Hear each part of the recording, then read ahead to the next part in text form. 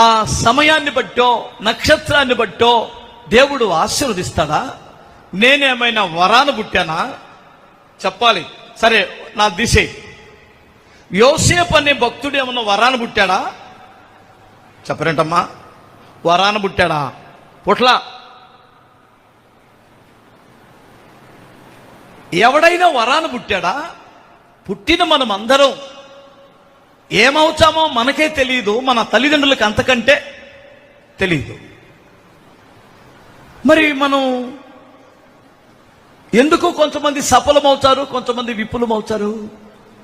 ఒక్క మాట వినండి.